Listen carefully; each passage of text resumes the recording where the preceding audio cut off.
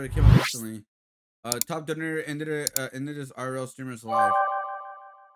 This streamer just finished her stream like it was any other day, but 30 minutes later, her top donator ended her life. This is just one of those awfully tragic stories, which unfortunately aren't even anomalies anymore, as this pretty recently happened in Japan as well. But a Korean live streamer with over 300,000 followers went live for one last time. 30 minutes later, Well, the Japan one was, I believe, the streamer was again. I don't justify what the guy did, but the streamer in Japan really pushed that guy over the edge, pretty much. Like, he broke his mind, dude. She broke his fucking mind, of like what she did to him and all that kind of stuff.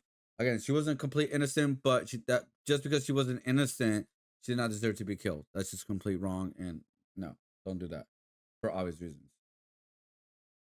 she was gone, and the person responsible wasn't some masked stranger in the shadows. It was one of her biggest donators. This man spent over $70,000 on her streams, a man who pretended to be some tech CEO, and the streamer's name is Yoonji Ah. And I really don't enjoy covering stories like this, but I think they do matter, especially for anyone who lives their life online or makes their money there. So Yoon, she was 27 years old. She was a growing influencer, a live streamer, and even an actress with big dreams. She streamed on TikTok and other platforms, building a loyal audience. And as of October 2nd, her last post included the announcement of her passing. Because on September 11th, 2025, she finished what could have been a normal stream from Yeongjeon Island. She logged off, probably thinking about her future collab streams or dinner plans, but within 30 minutes, she was attacked. Hours later, her body was found on a remote mountainside in Muju County. Police say that she was strangled, and I saw the Sun-covered images of where her body was found, and I'm really not comfortable showing those here. But yeah, sadly, they're out there on the internet. Just know, it was very obvious someone tried to hide her. The guy who did it, his name is Choi. He's a man in his 50s. Online, he called himself Black Cat. And Black Cat wasn't just any fan, he was a VIP. This is a guy who would drop eye-watering amounts of donations during streams. The guy who popped up over and over again. He spent over 100 million won, which is roughly $70,000. He told everyone he was a wealthy CEO of an I'll say this. I think if you're a streamer or content creator receiving a lot of money, you got to be on edge. Like, again, it shouldn't be like that, but you have to be on edge just in case. Especially for female streamers, for, you know what I mean. Because I dealt with this a long when I started streaming, when I was doing like Mario Maker streams, I was getting on donations and stuff like that, and there's some people out there that were trying to control me in so many ways because they were big donators, and to a point where it's like F off. Because there are people out there that, like, because they donate to you a lot, they expect something in return. It doesn't work that way. um because you're donating to donate for the sake of content and entertainment, and that's it, not for a relationship of any kind, right? That's what, like, the premise of it, everything is, for the most part. And so, like, if you're like a big donator, and I know someone right now, a streamer that has like two people that donate big to them, and I hope that they're not like thinking they're uh the two big donators like are like, more than just that in some ways. Unless they became close friends over years and all that kind of stuff. But hopefully they don't expect anything in return, like a relationship or anything like that. Because yeah, this is crazy. Again, this, like, it's not her fault. Because again, she was just accepting money. But it's to a point now where, like, I think if someone big is donating to you, especially a female streamer, you have to be very cautious, or maybe even deny them and block them, which is very hard to do because they're donating to you a lot of money. I get that, but just to be more precautious, to be more, like, take more caution on things like that. Uh, and it just sucks that way, but it's just because, again, it only takes one person to take it to the too far. One, that's it. You may have millions of fans, thousands of fans. You just takes once, you take it too far. Pretty much takes one. IT company. You know, the classic, like, hey, look, I'm this pompous big guy, but in reality, he was nothing. The dude was buried in debt. His house had literally been seized in a forced auction the day the incident happened. And I really do not think that's a coincidence. It sounds more like a trigger that set him off. I mean, just from looking at the story, it's obvious he was not living a good life. He was completely living a lie. But like many people with fragile egos, and I guess way too much time on their hands, he built this whole fake identity and persona and threw money at someone to feel powerful. And eventually, Troy managed to do what a lot of these big spenders try to do: blur the lines between being a fan and someone who is directly. Yeah, that's mental illness at that point, man. If you're like like not having a lot of money, you're in debt and all that kind of stuff. What the hell are you donating? Involved with their life. He promised Yoon that he could grow her audience, get her sponsorships, boost her career, and just work together. That's what he wanted. He sold himself as a guy with connections to her. And unfortunately, when you're a young creator trying to build something, that could sound like a good deal. So Yoon went Especially along getting a with lot it of for a money, while. yeah. But apparently, Choi wasn't just invested financially. He was possessive and started demanding more and more of her. Basically, this creep started acting like a partner that Yoon never agreed to have. And eventually, Yoon had enough. She decided to cut ties. And this is where things got terrifying. Because I guess when someone like Choi feels the control slipping away, it doesn't end with a quiet unfollow. CCTV footage from that day shows him kneeling in front of her, literally begging her to stay in their partnership. And that is when the moment happened. Because at 3:24 p.m., Yoon tries to get out of the car, but she doesn't make it out. Choi grabs her, drags her back inside, and slams the door shut. And unfortunately, this is the last time she's seen alive. And then according to the eventual confession, Choi ended Yoon's life shortly after that. He then shoved her into a suitcase. So please put this guy under the prison. He then drove out to the mountains to dump her, and apparently the guy thought he was some sort of like criminal mastermind because on the way there he stopped 8 separate times to, I guess, throw off investigators. Because, you know, there's nothing like saying, hey, I'm a criminal genius, like leaving a GPS breadcrumb trail across half the country and begging on your knees right before the crime actually happened. I'll call it what it is. It's pathetic, cruel, and just plain stupid. This guy is literally a Hall of Fame moron, and her body was discovered later that day. She was gone less than an hour after her final stream. So essentially, she was doing what she loved to do up until the moment someone stole everything from her. The world is just honestly, it's just so sick and twisted. This just sucks. Choi was arrested 12 hours after the body was found. He tried to play innocent at first, the whole like, oh, I don't know what happened. And then when they found the body, everything cracked. He admitted everything then. Essentially, the whole fake CEO confidence completely vanished in about 2 seconds. And this is probably because it never existed in the first place. This guy was in deep financial ruin, and he tried to, I guess, make himself feel important through donations. And when Yoon cut him off, the fantasy just completely collapsed, and he lashed out violently. This is textbook parasocial obsession. These aren't healthy, oh, I support your content vibes. This is, I bought a version of you that only exists in my head, and then I'll punish you if you step out. Yeah, like even if you're like putting boundaries in the beginning, like, hey, uh, I accept this donation, or if, but I want to make sure is that you're not gonna get anything from me. All right, we're not gonna get close. We're not gonna do anything like that. Like, no, we're not gonna do anything like that. So if you are not okay with that, then don't ever donate again, or whatever, charge whatever, and move on with your life because we're not going that route.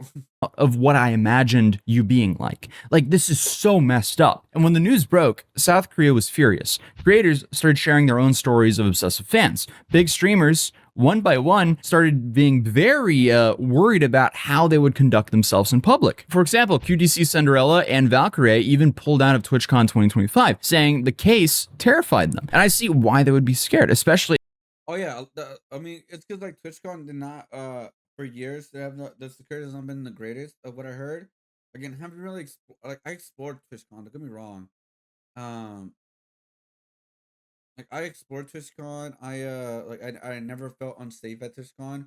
But I'm a small creator. I'm in just an artist alley. I'm not out in the open like a lot of these creators, especially with big fans, having people following them. I believe Amarath had a soccer there. The year that I met her, I believe like there's multiple stalkers just at TwitchCons because like the Twitch streamer that you've been watching and stalking is gonna be at TwitchCon. That's like the perfect moment for the meet and greet and stuff. It's just so weird, dude. Um, and yeah, man, it's just I understand why they want backing out. I understand why Hassan is backing out too as well because what happened with Charlie Kirk. Again, I'm not gonna get too political here. Whether you guys like him or not, but like like all the crazy stuff is happening right now with creators and all this kind of stuff. Um, yeah, I understand why a lot of people want to back out. I really do. If you're a female streamer, because this isn't a one-off thing. There's tons of nut jobs out of there. And for some reason, it just seems to be so much worse for the female streamers. Because you have fans that convince themselves that they have personal relationships with someone who doesn't even know their full name. I mean, it was just earlier this year that we covered a guy who was completely convinced that he was married to Pokimane. Like, imagine the Oh dude yeah, decided to yeah. literally go homeless and move to the same city as Pokimane because he thought he was married to her. That is horrifying. Me and Pokimane has been dating for 4 months now. Today is our That's mental illness, bro. Like what? Like of all people. Oh, did Pokemon ever talk about this? I don't think she did. I think that was a good thing that she never did because she would give him like some reinsurance or something like that, or just, even though like she said like complete deniability or not even deny, it's like more of like I don't know what the hell they're talking about, you know? 4 month anniversary. Guys, she is not single. She is taken. I know she likes to keep up her image saying that she's single and everything, but I am in a relationship with her. We're going to be meeting up soon, and we're engaged, guys. We're engaged. That's why we definitely have to discuss things. We'll be getting married soon, very soon, and we will definitely stream it and let you guys know when it's happening and everything. You absolutely do not want a person like that anywhere near that streamer. Because clearly, these guys don't even see these women as people. They're just fantasy material that they've made up in their own head. They might start with donations, but then apparently they push for contact and then control. And when reality doesn't match the fantasy they've built, apparently things get violent. And we saw this also in Japan, as I mentioned earlier. You had Ari Sato, a 22-year-old YouTuber. She had her life ended while live streaming on the street in Tokyo. It's just so disgusting that. Right, yeah. So. I believe this is the one that Well, so this streamer was it this streamer? I could be the wrong person actually, but I believe this is the story where she was using the guy a lot, like like she was actually using him. Like it wasn't like is he using him or not? No, she was actually. What? Oh, why did my phone die? I don't know what the hell. And she was like abusing him in mental abuse, I guess you could say, in many ways. And that guy had a breaking point, like had a legit breaking point, dude. Um, and I'm not like I said, I won't justify it. She did not deserve to get killed, but it's also a thing where like you should not try to take advantage of people because you don't know where the breaking point is going to be or you don't know what the hell they're going through. Again, I'm not justifying it, but it's more of like you don't want to make possibly make things worse. You know, that's why you should never have a personal relationship with a lot of these people online, or you should have very small communication with people online in general, especially your content creator, especially when you become a big content creator. When you become a big content creator, you very have to have your circle small, like very small. In Tokyo. It's just so disgusting that this is happening somewhat regularly now. Because in this case, she was walking alone streaming on Who Watch. Then a man approached her who I guess had lent her money, tracked her down through her stream, and then attacked her in broad daylight. Viewers heard her scream before the feed cut out. And the suspect, Kenji Takano, had followed her online for years. He literally hopped on a train from Oyama to Shinjuku just to do this. And the reason was a financial dispute. He'd given her money when he expected something in return. When he didn't get it, he chose violence. And I'm really interested in what the specific details on this was because I severely doubt a streamer would just randomly loan money from a viewer. But unfortunately, this sounds pretty similar to what happened to Yoon now. And it's sad because every year more creators builds huge audiences, and every year there's another obsessed fan who convinces themselves that money equals ownership. And when the reality just doesn't match up with their fantasy, they explode. And this is just entitlement masked as support. And what really makes it worse is how this happens slowly.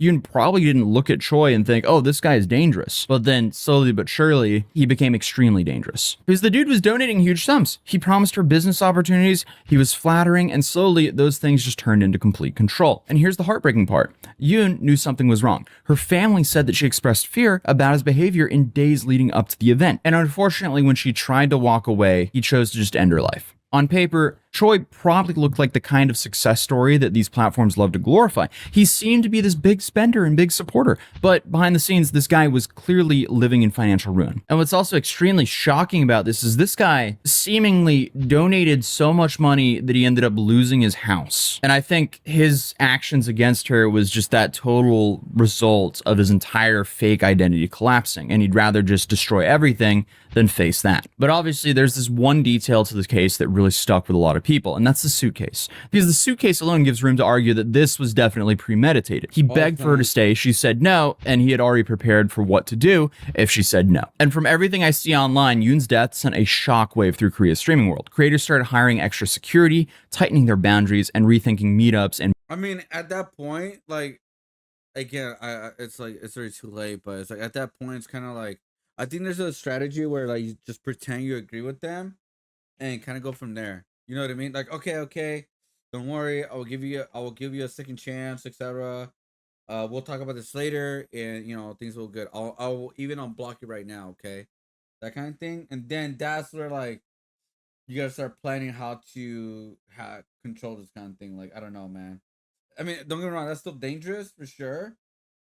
Like that is still dangerous, but at least you get to live another day. As bad and crazy as that sounds, but yeah, this is a sad story overall. business deals. It's just a massive tragedy because the reality is Yoon should have still been alive. And I know 100%. some people will say, well, she should have known, but I don't think she should have, honestly. Like, let's be clear. Like, she didn't owe him anything. She didn't have to play therapist to someone who lied about everything and was clearly a complete wreck of a person. This is not her fault. Obviously, she could have been more careful, but this is still not her fault. Oh, no, it's just sad. I mean, the uncomfortable truth is if someone's dropping tens of thousands of dollars on a creator they've never met, there's a non-zero chance that person is not doing great mentally. Because this big spender who thought he was untouchable, the guy who spent $70,000 trying to be important, all it took was 12 hours for police to find him and his life to be over forever. And honestly, what a pathetic legacy to leave as a man. Rest in peace, Yoon.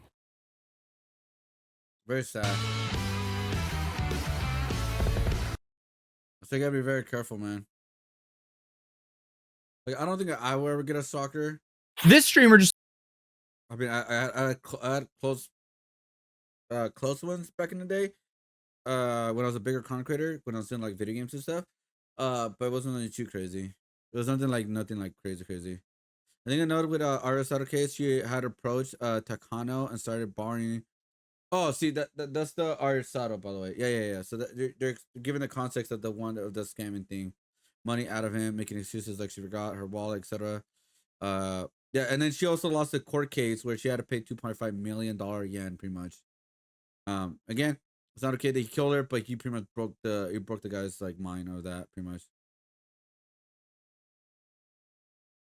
Nobody just justify it, but everyone can argue it would be worse that to have her own free extort money from people.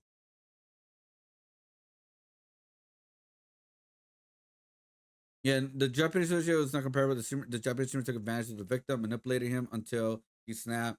Did she deserve to be murdered? No. However, she is not entirely innocent. That's pretty much it, really. Like, she's not innocent, of course.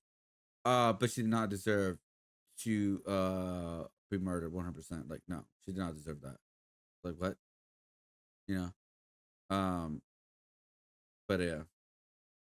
Very sad story.